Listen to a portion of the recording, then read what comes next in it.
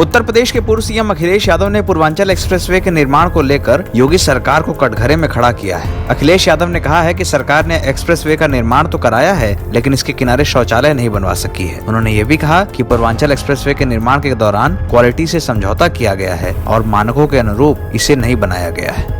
ये भी समाजवादी पूर्वांचल एक्सप्रेसवे का उद्घाटन होने जा रहा है जिसमें कहीं शौचालय नहीं है, इसलिए चढ़ने से पहले अपना ख्याल स्वयं रखिए।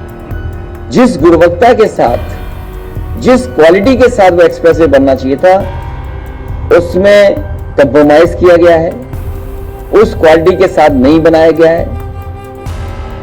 यूपी के सीएम योगी आदित्यनाथ ने सोमवार शाम सुल्तानपुर में पूर्वांचल एक्सप्रेसवे के निर्माण का निरीक्षण किया। इस दौरान उन्होंने तमाम अफसरों से बातचीत भी की। योगी आदित्यनाथ ने यह भी कहा कि पूर्वांचल एक्सप्रेसवे से पूर्वी उत्तर प्रदेश के विकास का रास्ता खुलेगा। उन्होंने कहा कि लोगों को कल पता चलेगा कि डबल इंजन की सरकार का कामकाज कैसे होता है। प्रधानमंत्री जी के ही कर कमलों से इस एक्सप्रेसवे का कल उद्घाटन होने जा रहा है। एक अद्भुत क्षण होगा और डबल इंजन की सरकार कैसे कार्य करती है उसका प्रमाण भी होगा, और यूपी में भारत के ग्रोथ इंजन बनने की क्षमता है, इसका भी ये प्रमाण होगा। इस दृष्टि से कल का दिन बहुत महत्वपूर्ण है।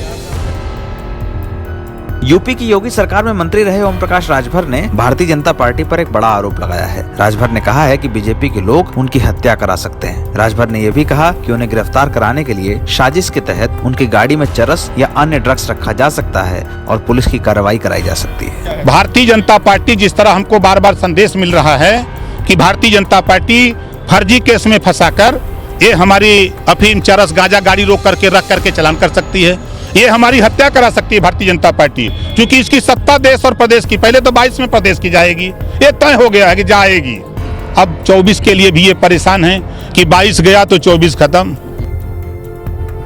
यूपी में विधानसभा चुनाव से पहले योगी सरकार प्रदेश के लोगों को एक्सप्रेसवे का तोहफा देगी। योगी सरकार की ओर से पूर्वांचल एक्सप्रेसवे के निर्माण की पूरी तैयारी हो चुकी है। योगी सरकार की ओर से पूर्वांचल एक्सप्रेसवे को जनता को समर्पित करने की तैयारी शुरू हो गई है। 16 नवंबर को होने वाले इस कार्यक्रम में खुद पीएम नरेंद्र मोदी हिस्सा लेने वाले हैं। पीएम नरेंद्र मोदी मंगलवार को खुद वायुसेना के विमान से पूर्वांचल एक्सप्रेसवे पर लैंड करेंगे और सुल्तानपुर में एक भव्य कार्यक्रम में इसका लोकार्पण किया जाएगा। पीएम के कार्यक्रम को देखते हुए सुल्तानपुर में सुरक्षा के पुख्ता इंतजाम कर दिए गए हैं।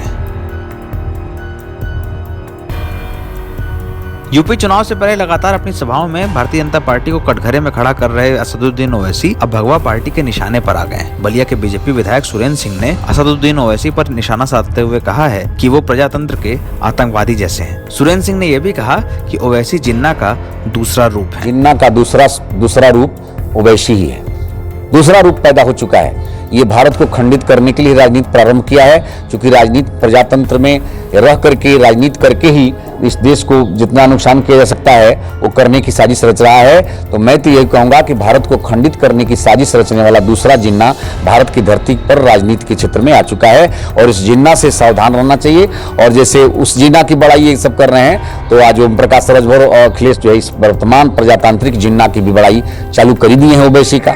तो ये प्रजातंत्र का दूसरा जिन्ना भारत की धरती पर ओवैसी के रूप में आ चुका है।